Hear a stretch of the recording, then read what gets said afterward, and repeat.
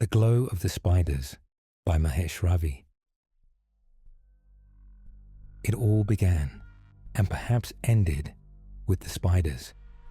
Not ordinary ones, but spiders that shimmered like fireflies, weaving webs of ancient superstition across the corners of our crumbling ancestral home. They lived nowhere else, only here, as if bound to the decaying bones of this land.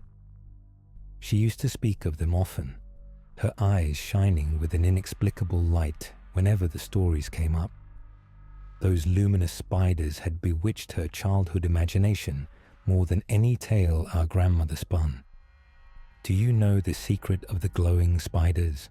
she once asked. "What secret?" I played along. "If you drop a stone into the well 10 times, I'll tell you." I must have thrown that stone 100 times, but she never told me. She'd just smile, squeeze her eyes shut, and run away. Even the last time I saw her, 15 years ago, she spoke of those spiders. But there was no sparkle in her eyes that day, only tears. Her name was Mira, and after 15 long years, I had returned for her, to see her, or maybe for her to see me. Outside, the rain lashed against the cracked window bars. The river beyond our home had flooded the narrow road, and broken branches floated like the remains of forgotten memories. A single car, trapped on the bridge, stood as a silent witness to the storm. I wondered if those inside had survived. The wind reeked faintly of decay. Inside, my wife and daughter slept uneasily, wrapped in a threadbare blanket on the creaking cot. I lit a cigarette, trying to suppress the rising anxiety. There was a knock. The driver, drenched and tired, set a plastic bag on the table. "No proper hotel nearby, sir. Just a small shop. I got some bread and fruit. I've parked the car a little ahead. With the bridge washed out, we're not going anywhere soon." I handed him a couple of bananas from the bag. "Where's Uncle?" "Saw him outside on the porch, sir," he said, and walked away. I nudged my wife awake and told her to feed our daughter.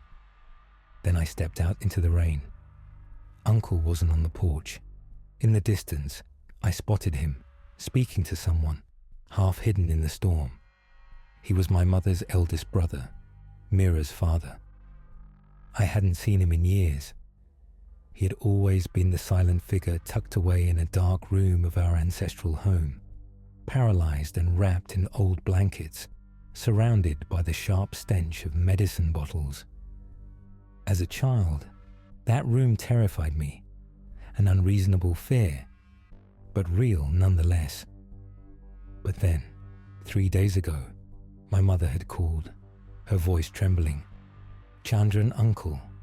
He stood up from the bed, asked for water, drank it himself. And now, here he was, waving at me in the rain. "The car won't make it," he began, matter-of-factly. "But there's a boat leaving soon. I've arranged it. Just 4 others beside us.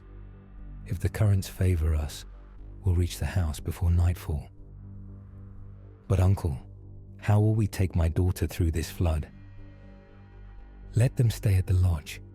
Once the bridge is fixed, you can drive back. Right now, we go." He spoke with a strange certainty, as if this journey was unavoidable. Perhaps he simply wanted to reach home at any cost. Back in the room, my wife agreed.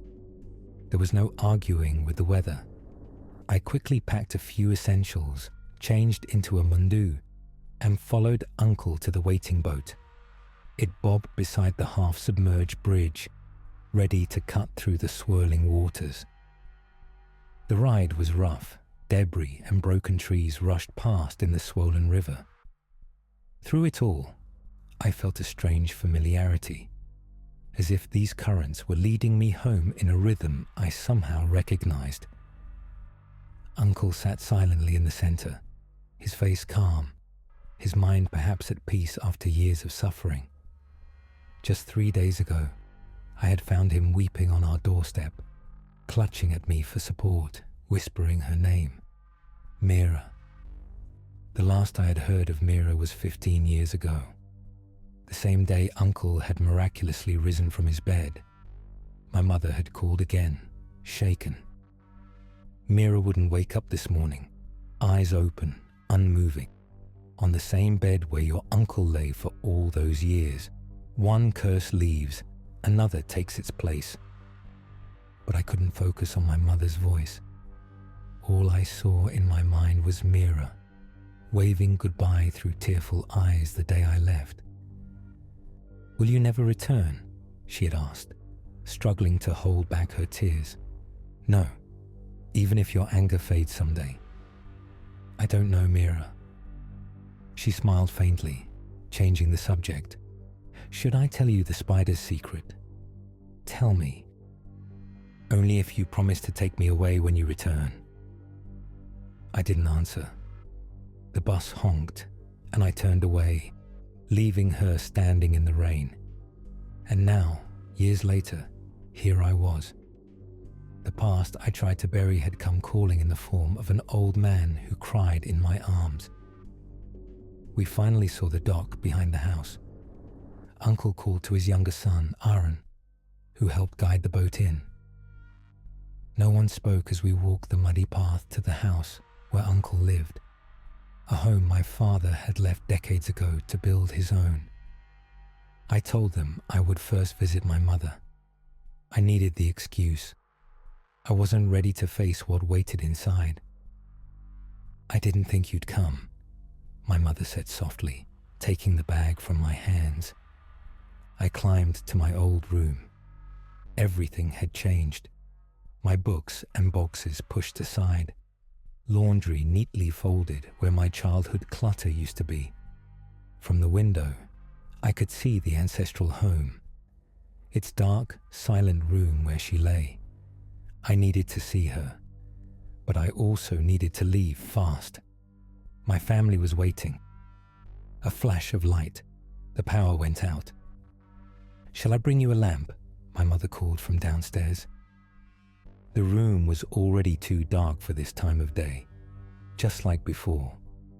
Even opening the window did little to chase the shadows away. Then I saw it, a faint glow from the corner where my books were stacked. I approached. There, lying on its back with its legs curled up, was a spider, its belly pulsing faintly with light. A glowing spider, just like the stories, except this one was dead. I had heard once that even after they die, their glow lingers for 10 seconds. I didn't have time. I had to see her and leave before the river turned worse. I grabbed my things and headed out. Uncle was waiting at the ancestral home. "Won't you come see her one last time?" he pleaded. I nodded and stepped into the darkness. There she was, Mira, thin, fragile, barely breathing. Sunken eyes shut tight, her body cold and blue. "Touch her forehead," Uncle whispered. "She'll know you're here." I reached out, hesitant. Before I could touch her, she opened her eyes and looked straight at me. "He's come, child. I brought him here for you," Uncle sobbed. She said nothing, only stared. I remembered her voice. "Should I tell you the spider's secret? Give me a kiss and I'll tell you." I turned and left the room, unable to bear it. "Stay a little longer," Uncle called after me. "Please, for her." I couldn't. Her face would haunt me forever. I had to leave before dark. I was halfway down the path when Aaron called out, phone in hand. "Your wife called.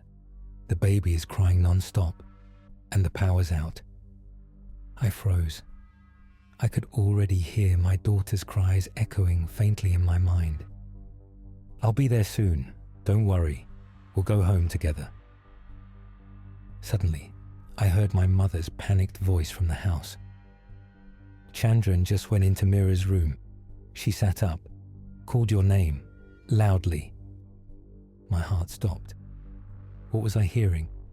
Was it true, or something else entirely? I had to leave. My family needed me, but my feet wouldn't move. I turned once more to the dark corner of the room. The dead spider was gone. In its place, 2 spiders now glowed, watching me. One of them, the smaller one, raised a leg and gently touched the other. For a moment, the dead one stirred, moved, and then, in the faint light, spun a slow circle, rejoining the living. You should see her again before you leave. Uncle's voice came softly behind me. Say something kind. She's waited so long. I nodded, defeated, packed my things, and went back into the darkness. I stood by her side for a few moments, watching her fragile chest rise and fall. I saw the secret of the glowing spiders, I whispered. Her eyes filled with tears. I gently touched her forehead. Then I turned away, unable to bear her gaze. But as I stepped outside, something gnawed at my soul, and from the shadows I could still hear her voice. Shall I tell you the secret now?